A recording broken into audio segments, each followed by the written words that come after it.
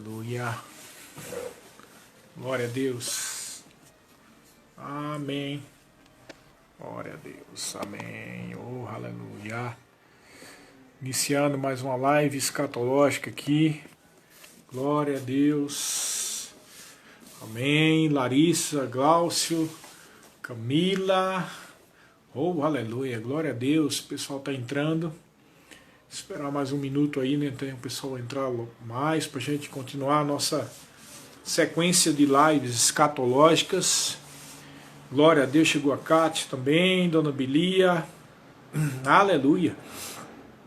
Glória a Deus. Oh, Ruth. Oh, aleluia. Glória a Deus. Aleluia. Algumas pessoas entrando agora. Boa noite, Dona Belia, graça e paz para todos os irmãos que estão conosco. Aleluia, de Benize está aqui conosco. Amém. Vamos dar início a mais uma live escatológica, né? E o assunto que nós vamos tratar hoje, né, que a pergunta é, o que vem depois do arrebatamento, né? O que acontece depois do arrebatamento?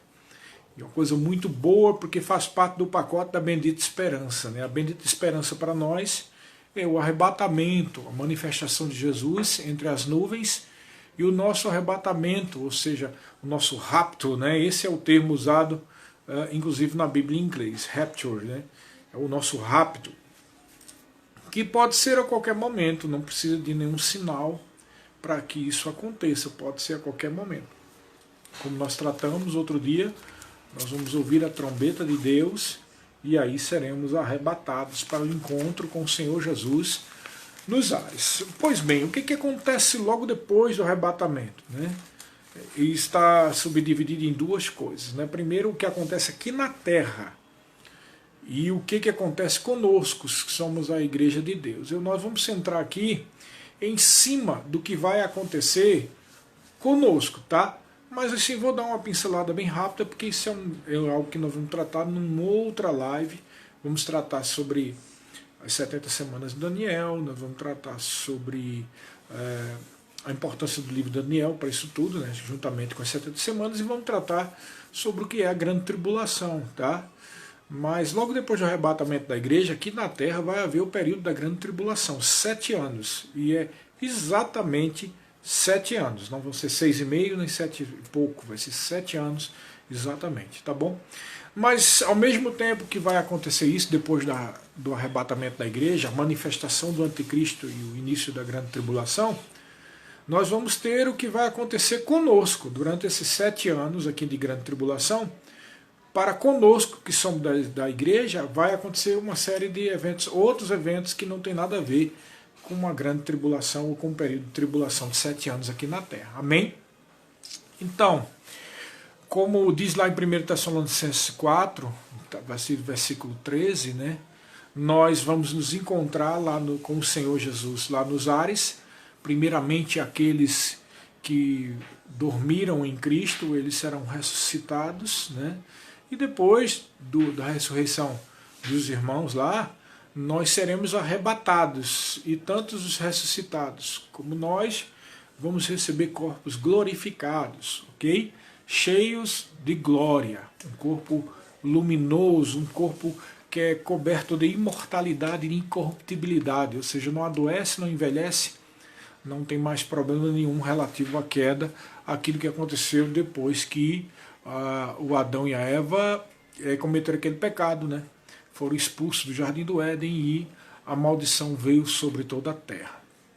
Ok? Então nós vamos nos encontrar com ele, mas logo assim que nós nos encontrarmos com ele, o que é que vai acontecer? O que vai acontecer é o chamado Tribunal de Cristo para conosco, tá? Isso se encontra lá em 2 Coríntios, no capítulo 5, versículo 10, tá?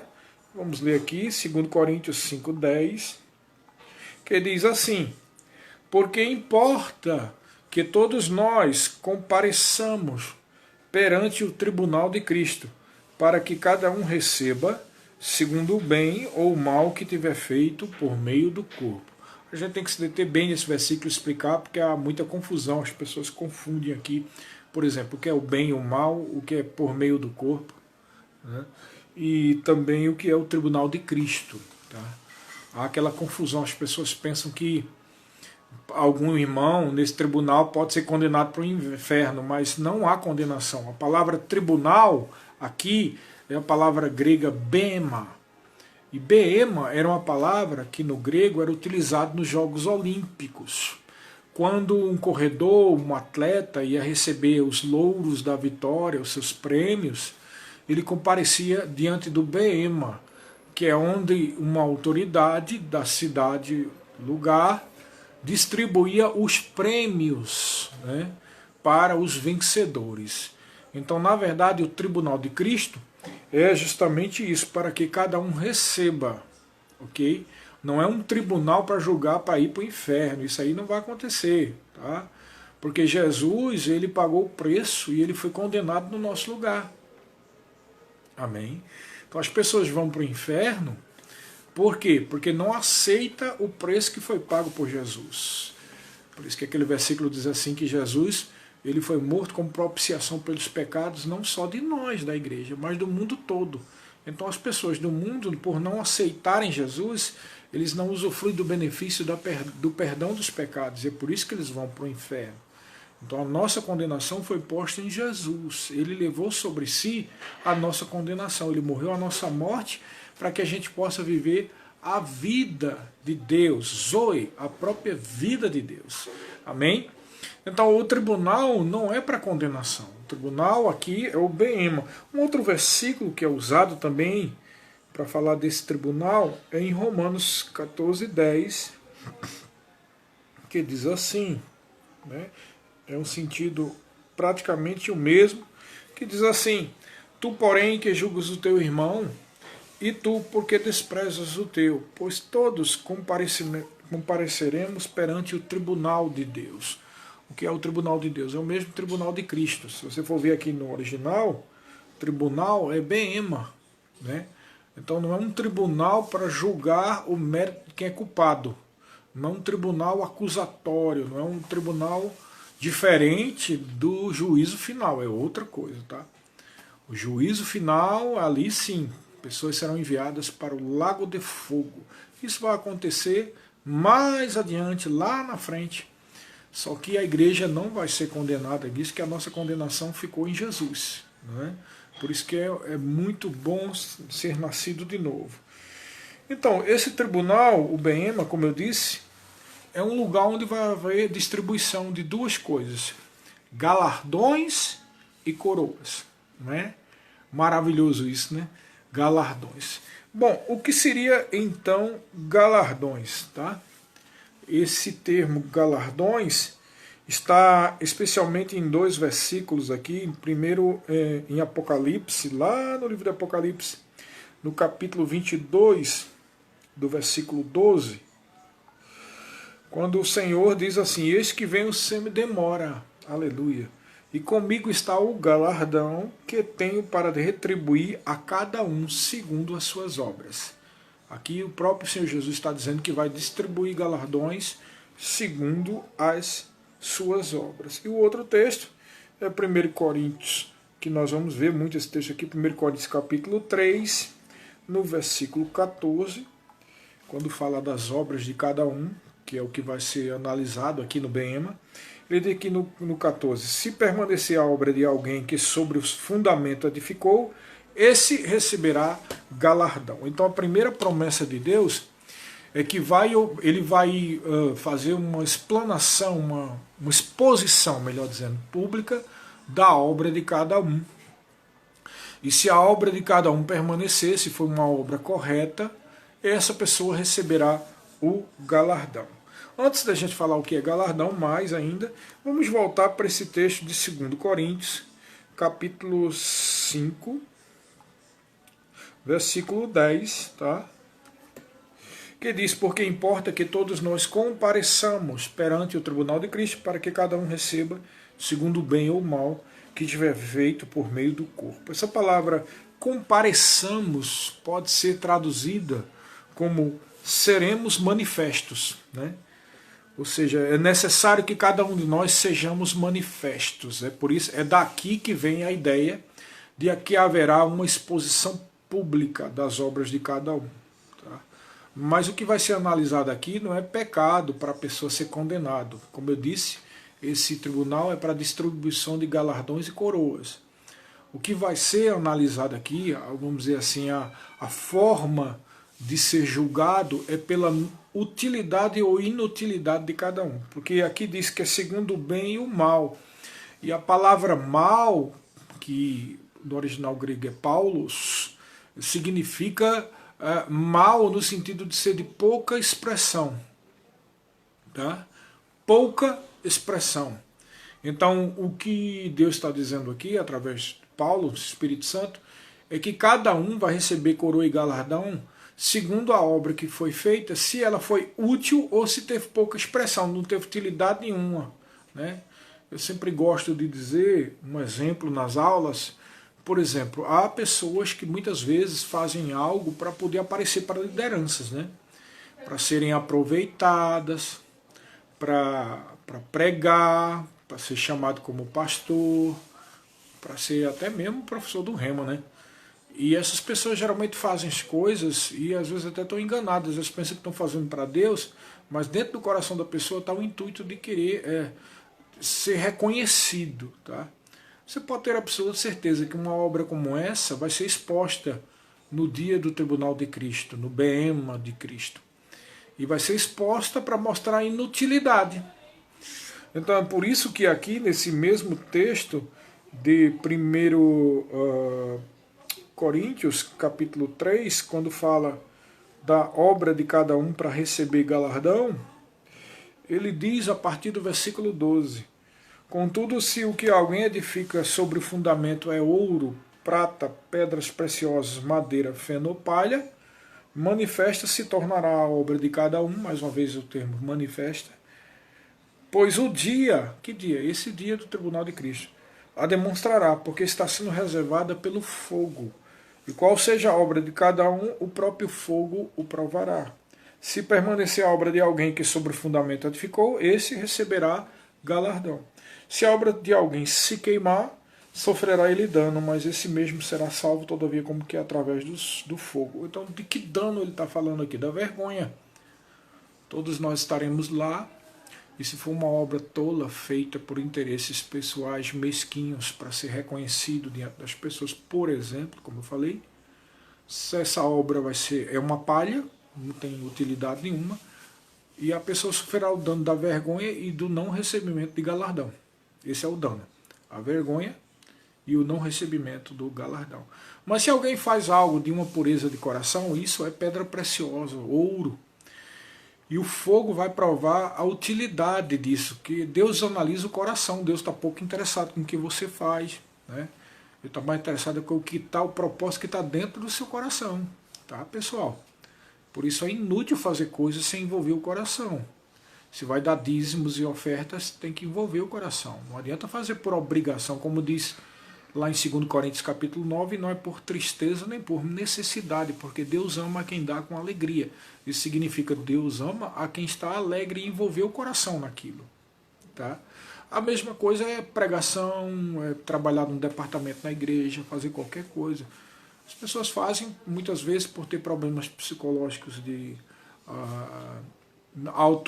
dificuldade de autoaceitação ou dificuldade de saber quem é, precisa ser amado, precisa ser aceito por outras pessoas, problemas psicológicos que devem ser tratados segundo a palavra de Deus.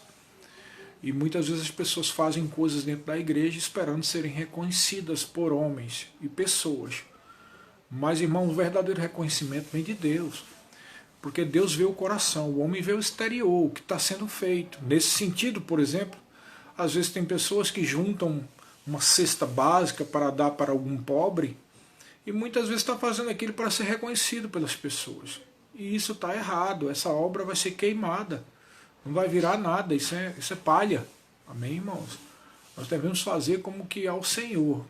Por exemplo, o que eu vou dizer agora está passível do crivo, né, da palavra e passível do julgamento de Deus no tribunal de Cristo. o que é que eu vou dizer? Eu vou dizer o seguinte: estamos fazendo essas lives por uma questão de responsabilidade perante o Senhor, por uma questão de cuidado pastoral, por uma questão de trazer entendimento sobre esse assunto para as pessoas, tá? E não para manter o meu nome como algum ministro, algum vulto do Evangelho, alguma coisa desse tipo. Se assim o fosse, com certeza essa obra vai ser queimada no dia do Tribunal de Cristo e não vai sobrar nada. Amém? E vai ser envergonhado, porque possivelmente, isso é uma suposição, né? Quando a Bíblia diz que o fogo vai provar, e se a obra for palha vai ser queimada, e todavia esse sofrerá o dano, mas será salvo, dá a entender que vai haver uma vergonha. Então o que está dentro do coração da pessoa vai ser exposto diante das outras pessoas, né? Isso é uma possibilidade, né? Já que vai ser manifesta a obra de cada um diante dos outros. Então é preciso a gente ter muito cuidado com o que está sendo feito, se é feito de coração. Há um outro versículo bíblico também que diz que toda palavra, nós vamos dar conta de toda palavra frívola que proferimos com a nossa boca. Então a gente deve ter muito cuidado, não só com o que a gente fala, mas o porquê está falando. Neste sentido, a cobrança é muito maior para quem prega, ensina ou exerce algum tipo de liderança. Então, eu como pregador e mestre e liderança, eu preciso ter muito cuidado com o meu coração. Mas isso vale para todas as pessoas. A obra de cada um vai ser provada no tribunal de Cristo. Agora você entendeu? O tribunal de Cristo não é um tribunal para mandar alguém para o inferno. É para o recebimento de galardões e coroas. Nós citamos aqui os textos que falam de galardões, mas realmente não dá muito o que dizer o que é um galardão, né? Qualquer pessoa que diga o que é um galardão está no terreno das suposições.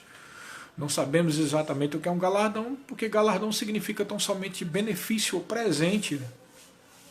Então não sabemos se isso é uma proximidade maior com o Senhor, se é algum tipo de lugar ou de benefício celestial. É difícil até a gente dizer isso, porque nós não sabemos o que é estar no céu, né? Não tem como medirmos coisas que só o porvir dirá. A gente não sabe exatamente. Porque a gente supõe, né? Porque como vamos estar com os nossos corpos glorificados e que não tem doença, não tem nada, e estamos salvos já, dá para entender que vai ser uma alegria, um gozo indizível, como diz a Bíblia.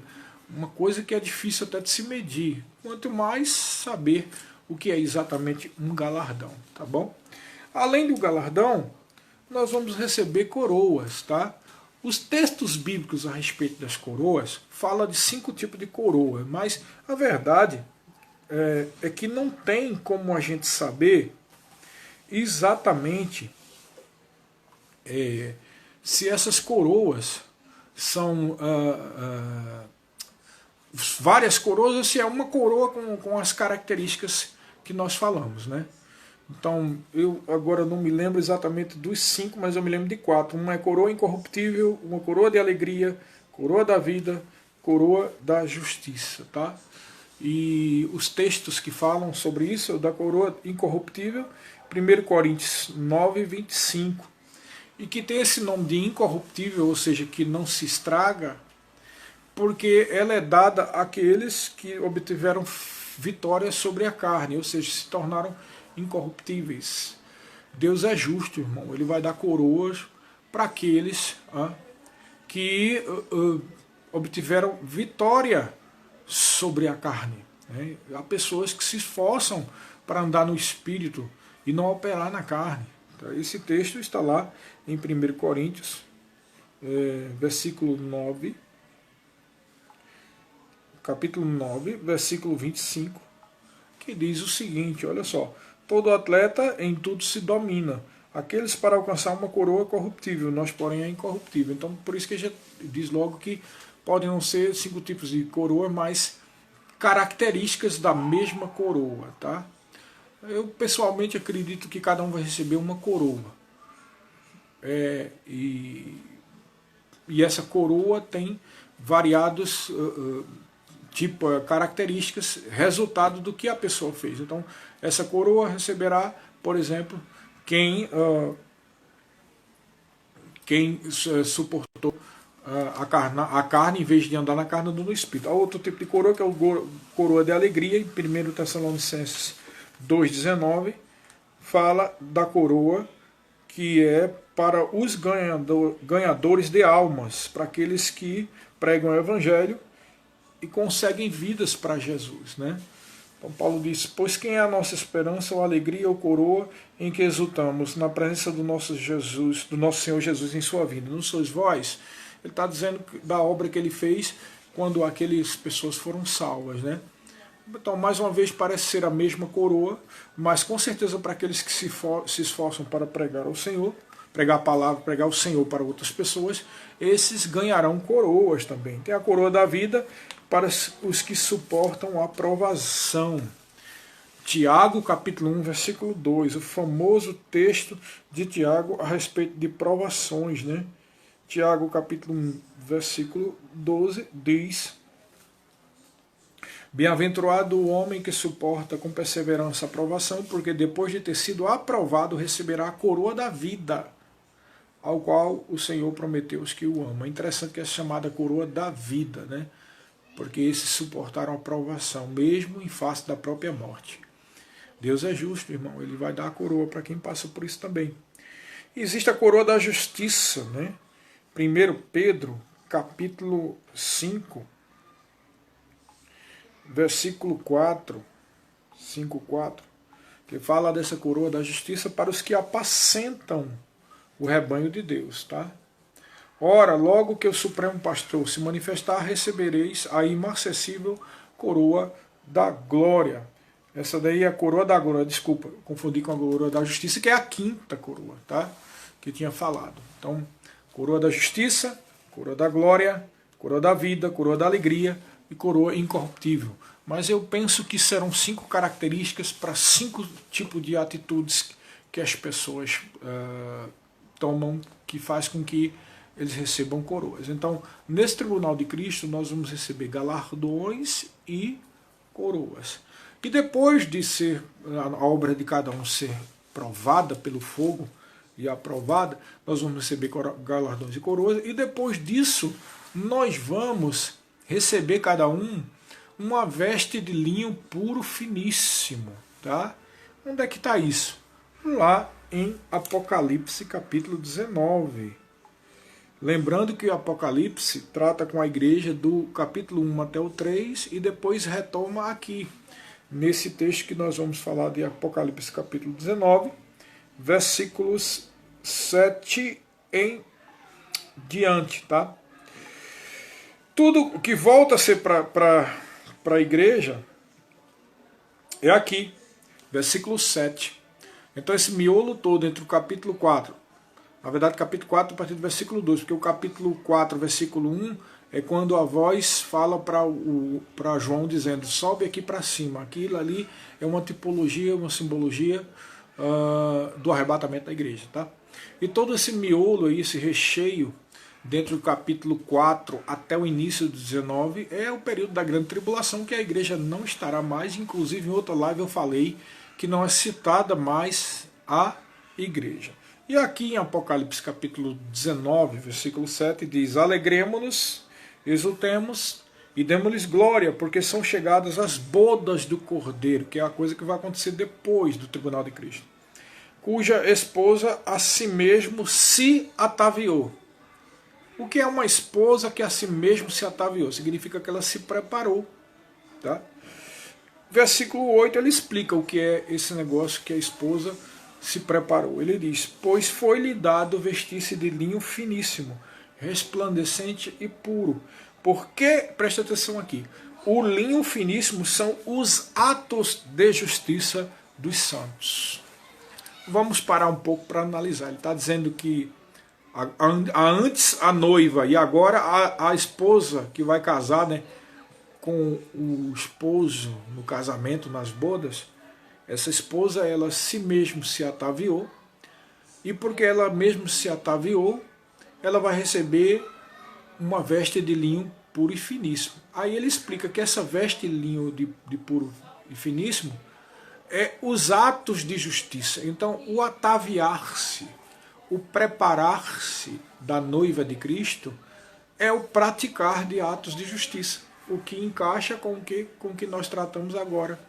O tribunal de Cristo é para analisar os atos de justiça, para analisar a obra de cada um, entendeu?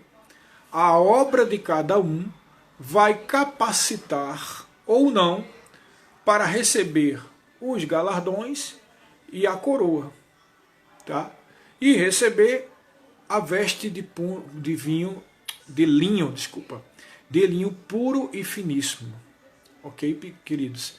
Estou um pouco atrapalhado assim, porque eu já vim de uma outra pregação que eu fiz, e aí um pouco cansado, é por isso que a mente está mais um pouco devagar, tá?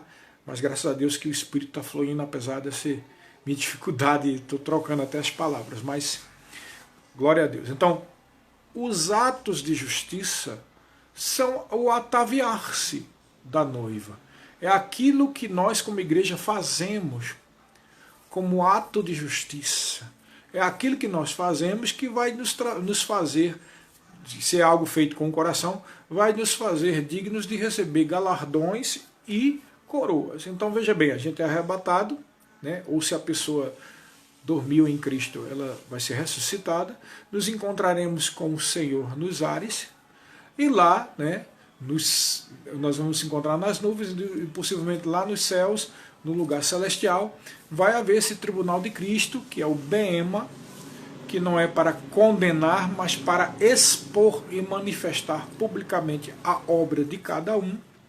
E de acordo com esta obra, nós vamos receber galardões e coroas, amém? Além de a veste de linho puro e finíssimo. Então, nesse versículo de Apocalipse 19, tem um outro detalhe, ele diz assim, alegremos, versículo 7, alegremos-nos e exultemos e demos-lhes glória, porque são chegadas o quê? As bodas. É o que vai acontecer depois. Então, a live de hoje era o quê? Uma pergunta. O que, é que vai acontecer depois do arrebatamento? O que, é que vai acontecer depois do arrebatamento? Para nós, né? Nós vamos comparecer perante o tribunal de Cristo. Lá serão expostas as nossas obras que foram feitas de coração e não foram inúteis. E as que forem inúteis serão queimadas, e todos vão ver se foi alguma obra inútil feita só para conseguir a proeminência diante de pessoas, né? Infelizmente há muito isso, né? Cada um vai dar conta de si.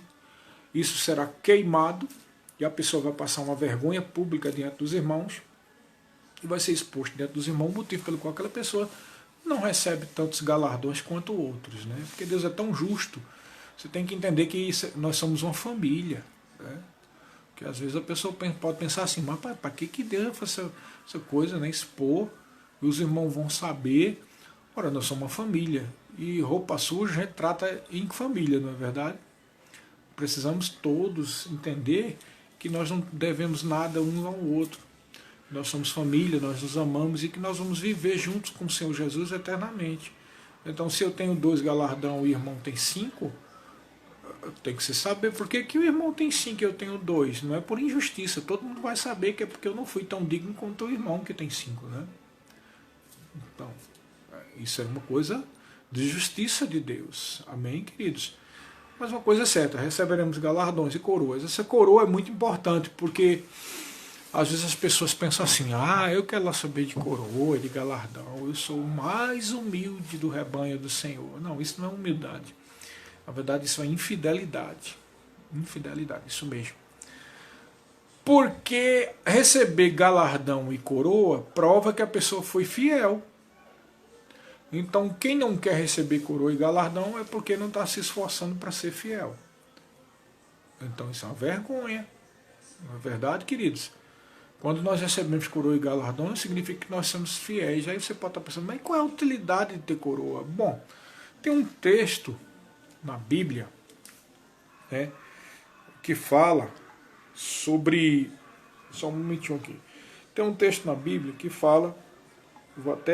Eu não anotei aqui, mas eu vou encontrar agora para você entender qual é a utilidade dessas coroas aí, tá? Essas coroas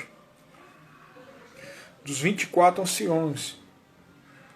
Os 24 anciões é uma representatividade. Apocalipse 4 diz assim: ao redor do trono há também 24 tronos, e assentado nele 24 anciãos vestidos de branco, em cujas cabeças estão coroa de ouro. O versículo 10 diz: os 24 anciãos prostaram-se-ão diante daquele que se encontra sentado no trono, adorarão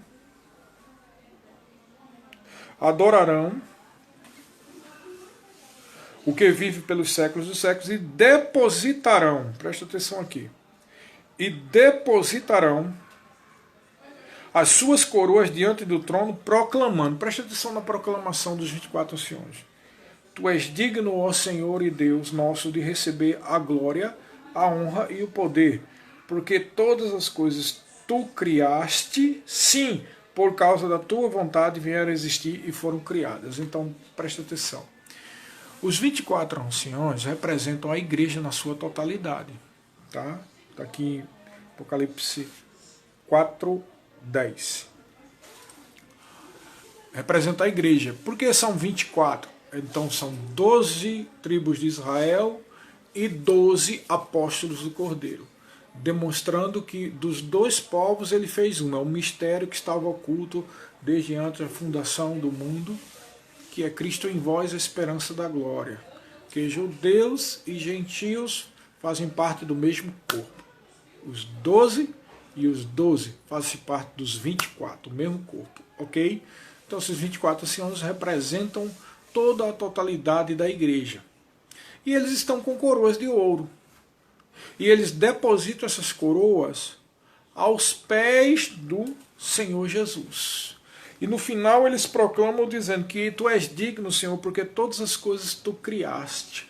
O que significa isso, irmão? Se os 24 anciãos representam a igreja, né, e eles têm coroas, está muito clara aí a relação com nós, que somos a igreja, né, e na sua totalidade seremos julgados no tribunal de Cristo para receber coroas e galardões. Mas ele está dizendo aqui que esses anciãos vão depositar aos pés do Senhor Jesus, ou seja, a igreja vai depositar suas coroas diante de Jesus. E o teor, o resumo do que a igreja vai dizer para Jesus é: Senhor, tudo tu criaste, é tudo teu. E essas coroas são tuas, Senhor, porque até mesmo os nossos atos de justiça que nós só praticamos por causa de Ti, da Tua obra, do Teu sacrifício, Jesus, da unção do Espírito Santo, da presença do Espírito Santo e da Tua palavra.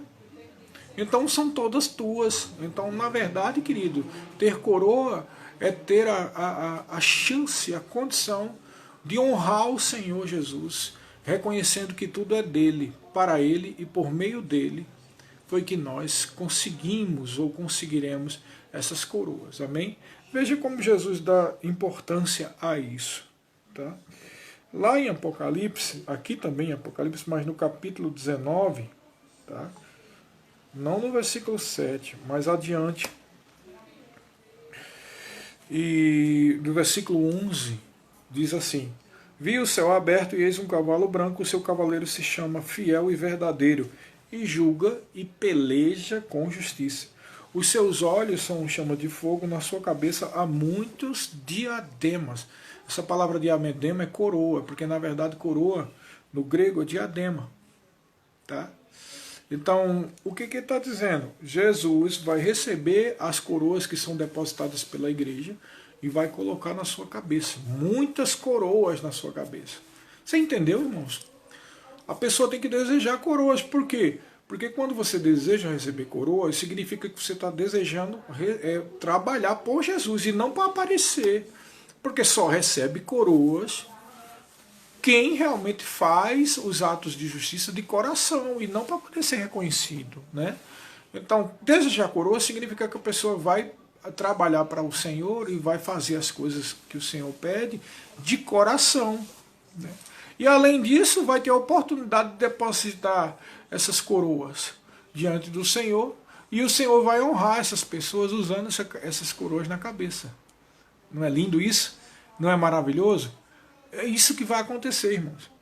Mas estamos falando de coroas de galardão, mas falta a outra coisa, que é o que está em Apocalipse 19:7, que vai chegou agora a boda, o casamento do Cordeiro. É o que vai acontecer depois. Depois de formos arrebatados, vamos para o tribunal de Cristo. Lá no tribunal, as nossas obras serão expostas e o que não for feito de coração será queimado, né? E aí nós vamos receber galardões, coroas e a nossa veste de linho puro, finíssimo. Depois disso, o que acontece? Vamos para o casamento. Amém? Que coisa maravilhosa. É, porque se existe uma noiva, existe um noivo, é porque vai ter um casamento. E o que é o casamento? É a unidade, de uma vez por todas, do Senhor Jesus com a sua igreja. Por isso que quando ele disse, na casa do meu pai há muitas moradas, se não fosse assim eu vos teria dito, vou lá, vou preparar lugar, e quando eu preparar eu voltarei e vos levarei para viver para sempre comigo. É mais ou menos isso que ele diz lá, ele diz que vai voltar, pegar e ficar para sempre. Lá em 1 Tessalonicenses 4, a partir do versículo 13, quando fala do arrebatamento e ressurreição, o que nós estamos esperando, a bendita esperança, fala também que para sempre estaremos com o Senhor. Então, o casamento, ele sela isso. Né? O casamento sela isso. E Jesus disse lá na última ceia, ele disse, olha, nunca mais eu vou beber do fruto da vide. A próxima vez que eu for beber do fruto da vide, será naquele dia, na casa do meu pai. Que dia é esse, irmão? É o dia do casamento. Amém? Então, por isso que na ceia a gente sempre lê aquilo, né, que diz que todas as vezes que nós bebemos do cálice e comemos do pão, anunciamos a morte do Senhor até que ele venha. Né? O texto de Paulo lá em 1 Coríntios 11, 23, né? Diante. Anunciamos a morte do Senhor até que ele venha, porque quando ele vem, a gente vai tomar a grande ceia da boda do Cordeiro, do casamento com o Senhor lá nos céus. Agora que coisa linda, presta atenção. Aqui embaixo vai durar 7 anos a grande tribulação, e o casamento lá de cima vai durar 7 anos. E as pessoas ficam pensando, meu Deus, um casamento de 7 anos. Ó, irmão, lembra de uma coisa, além de ser na presença do Senhor, além de ser no céu, que a gente vai sentir uma alegria, um gozo, algo que a gente não consegue nem medir, ainda tem outro detalhe, irmão, nós temos o corpo glorificado, que não precisa dormir, não precisa comer, não precisa beber água. Isso significa que o corpo glorificado pode passar 7 anos em pé. Eu sei que parece uma loucura, mas é que é a verdade. Não se cansa, irmão. Por que alguém se cansa, hein? Por que alguém tem precisa dormir? Você precisa dormir porque a sua energia acabou. Você está cansado. E aí é por isso que você também sente fome, você vai comer. Um corpo glorificado, ele é um corpo energético, ele já está cheio de energia, é a glória do Senhor. Então esse corpo não sente fome, nem sente sono, nem sente cansaço. Não é maravilhoso? E nem envelhece, meu Deus. Então nem envelhece, nem sente fome, nem sente sede, nem sente cansaço. Logo não dorme, não sente dor nas pernas, nem dor na coluna, não é verdade? Ora, 7 anos de casamento, e a pessoa pensa, mas há necessidade, mesmo que a gente fique na glória o tempo todo com o Senhor, mas para que um casamento de 7 anos? Ora, porque o casamento de 7 anos, o número 7 fala de completo. Tá? Então é preciso que haja essa completude, essa coisa completa da união de Jesus com a sua noiva, com a igreja. Tá? Outro detalhe importante por ser 7 anos é que nós falamos aqui e repetimos inúmeras vezes que Jesus está ressurreto, ele foi ressuscitado. Você deve concordar comigo, né?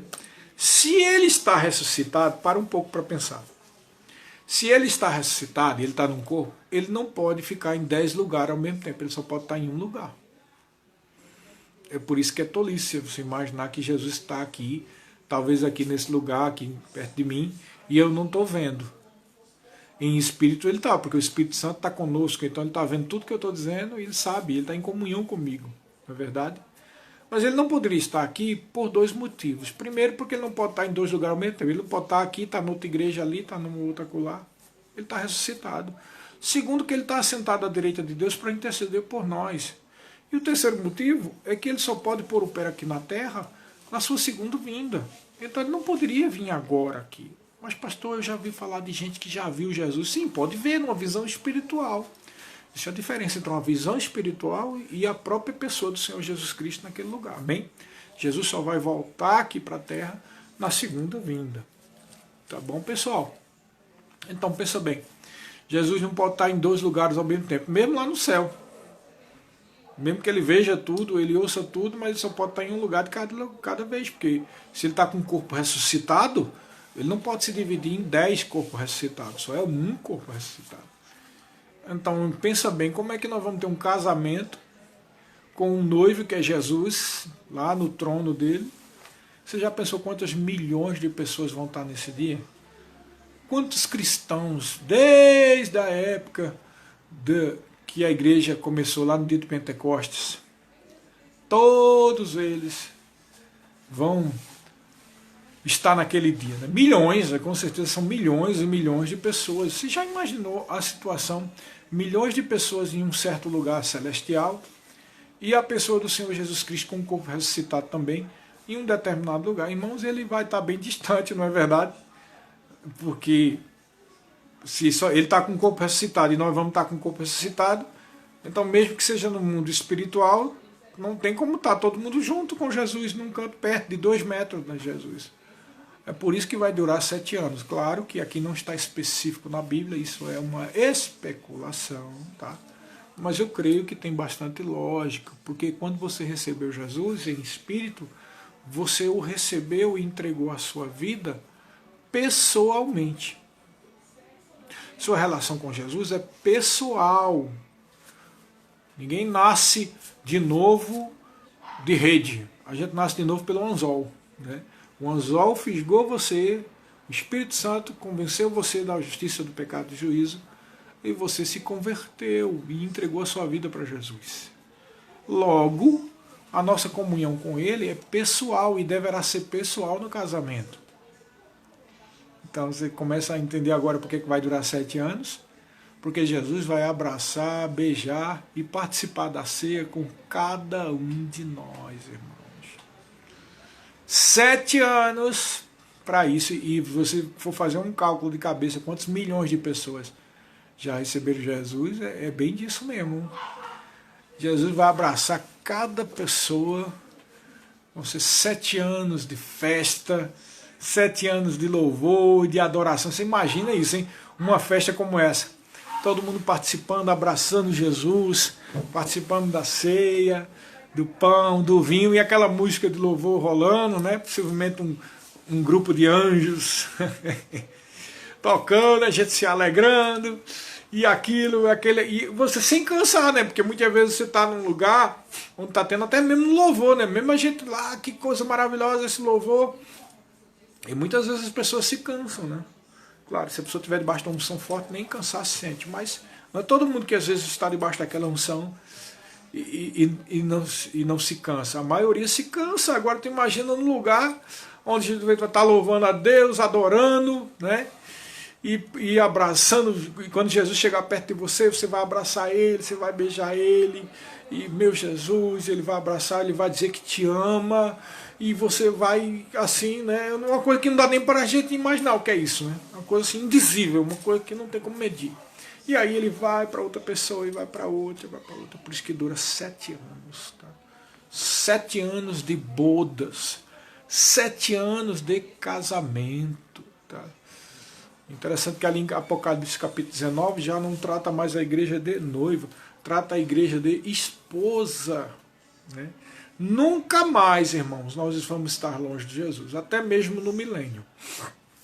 Tá? Eu vou tratar uma coisa aqui, bem rápido, que um outro dia, quando eu falar sobre o milênio, é que nós vamos especificar isso, mas você já vê como foi que Jesus estava aqui na terra quando ele estava ressurreto? Depois que ele ressuscitou, foi o que aconteceu. Ele apareceu para os discípulos lá na beira do lago, e ele fez um fogo lá para comer o peixe com os discípulos. Então ele comia, ressurreto ele comia. Tá? Ele, quando estava tudo fechado lá, depois daquele episódio dos discípulos de Emaús, que ele também comeu pão com ele, né? Partiu, aliás, parece que foi quando ele partiu, né? Mas depois daquele episódio ele entrou dentro, à porta da sala lá onde estavam os discípulos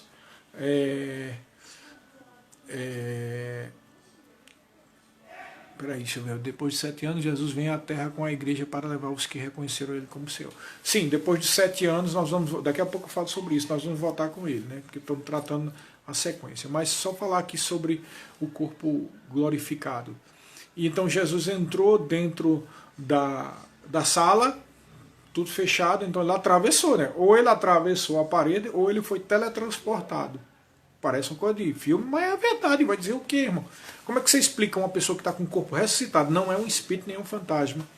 Ele está com o corpo de tocar. Ele sai de um lugar e ele aparece ali.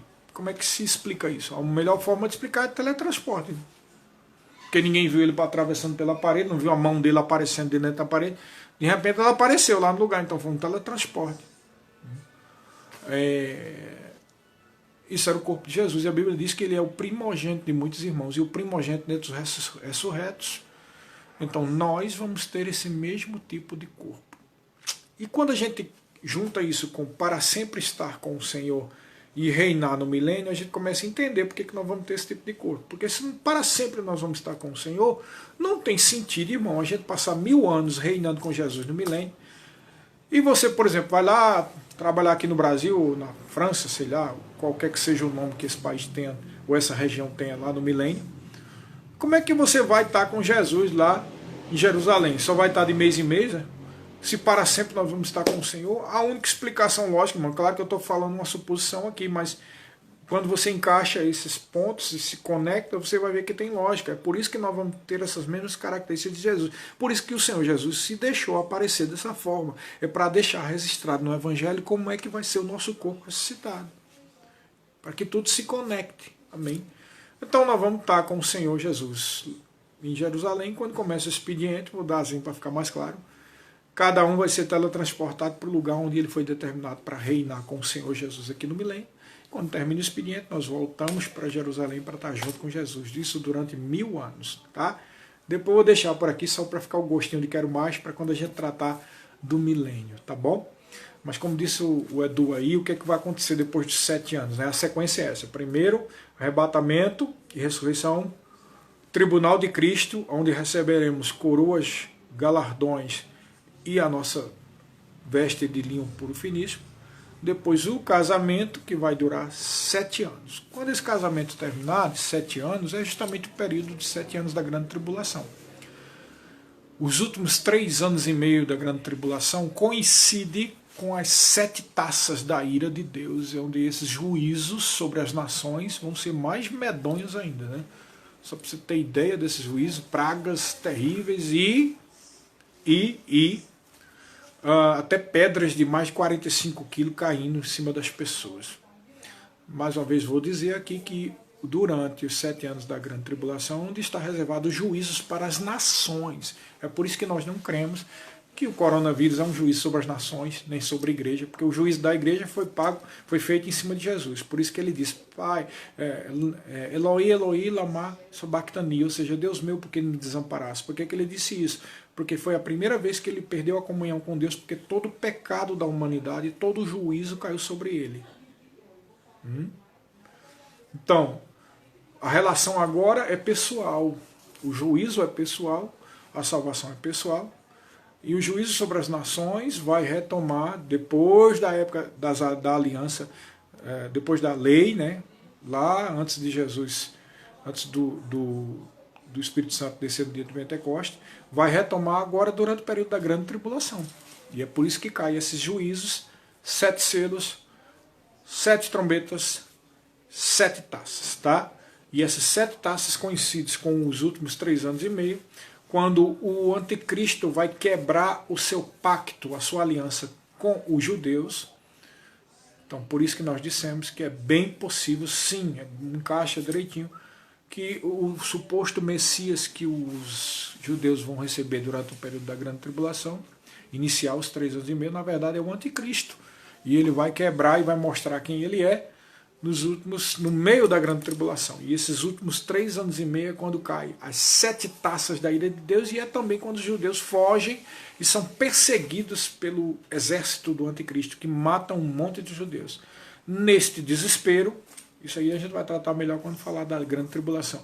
No meio deste desespero, eles reconhecem os seus pecados, algum rabino lá vai lá e vê lá Mateus capítulo 24, onde diz: quando virdes do abominável da desolação, de que fala o profeta Daniel, quem lê, entenda. O profeta Daniel fala a respeito de profecias para os gentios e para os judeus. E o abominável da desolação de que ele profetizou é a respeito dos judeus, quando no meio da grande tribulação, o anticristo, o falso Messias, se sentar como sendo o próprio Deus. Né? É quando esse Messias que eles estão esperando aí vai mostrar quem ele realmente é, né? O anticristo. E o que acontece? No meio desses desesperos, eles vão finalmente cumprir aquilo que Jesus profetizou lá no Monte das Oliveiras, quando ele disse assim: Jerusalém, Jerusalém, que matas e apedrejas que te foram enviados. Quantas vezes eu quis te ajuntar como uma galinha coloca debaixo de suas asas pintinhos, mas vós não quiseste. Eis que a vossa casa ficará deserta e não me vereis mais, até que digais: bendito que vem em nome do Senhor. Baruch Habab Shem Adonai. Eles vão dizer isso justamente no final da grande tribulação. Quando eles disserem isso, vai se cumprir aquilo que está escrito em Apocalipse 19, 11. Vi o céu aberto e eis um cavalo branco. O seu cavaleiro se chama Fiel e Verdadeiro e julga e peleja com justiça. Os seus olhos como são chama de fogo, na sua cabeça há muitos diademas, tem um nome escrito que ninguém conhece senão ele mesmo. Está vestido com manto tinto de sangue, o seu nome se chama Verbo de Deus. E seguiram dos exércitos que há no céu, montados em cavalos brancos com vestidura de linho finíssimo. Está vendo a conexão com a igreja? Quando eles disserem bendito que vem em nome do Senhor, vai se cumprir aquilo que está lá em Mateus 24. Então se verá no céu o sinal do Filho do Homem vindo sobre as nuvens, com grande poder e glória, e todo olho verá, até mesmo aquele que os traspassaram. Então vai ser um evento astronômico tremendo, grande, esse momento em que os judeus finalmente reconhecerem Jesus como seu Messias. Ele vai vir desse jeito, montado em cavalo branco, e nós junto com ele, né? Às vezes eu faço a brincadeira na aula do Remo e eu digo: quem não gosta de cavalo, trata de gostar. Claro que é uma brincadeira, né? Porque nós viremos juntamente com Jesus montados em cavalos brancos. Nós, Jesus e todo o exército do céu composto de anjos. Né? E nós vamos vir todo mundo junto com ele, descendo até um certo lugar, que eu só vou tratar isso quando eu falar da grande tribulação. Tem um lugar específico na Bíblia, sabia? A Bíblia dá a entender que tem um lugar onde nós vamos descer com Jesus, tá? Um lugar que nós vamos descer com Jesus, todo mundo junto. Aleluia. E eu já posso adiantar para você que depois disso acontecem os julgamentos lá do anticristo, o falso Messias, o diabo é preso por 1000 anos, Jesus constrói o templo milenial e institui-se então, e começa. Há uns julgamentos também, é interessante falar isso, é só para ficar o gostinho de quero mais. O julgamento dos bodes e das ovelhas e o julgamento das virgens prudentes e nécias, que muita gente pensa que está falando da igreja, mas não é da igreja. Assim como os bodes e as ovelhas não está falando para a igreja. Cronologicamente segue a sequência de juízos determinados depois da grande tribulação. Tá bom, pessoal? Então, nós vamos vir com Jesus. Então a pergunta que foi colocada hoje na live é: o que acontece depois do arrebatamento, né?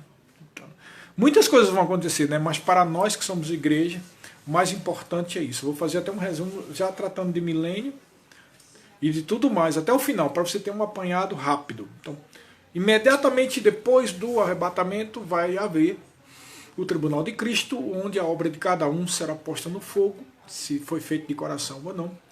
E se a obra permanecer, você vai receber galardão e vai receber coroa, e depois disso você recebe a veste de linho puro finíssimo. Depois disso nós vamos para o casamento, as bodas do Cordeiro, que é aquela grande festa de 7 anos, né?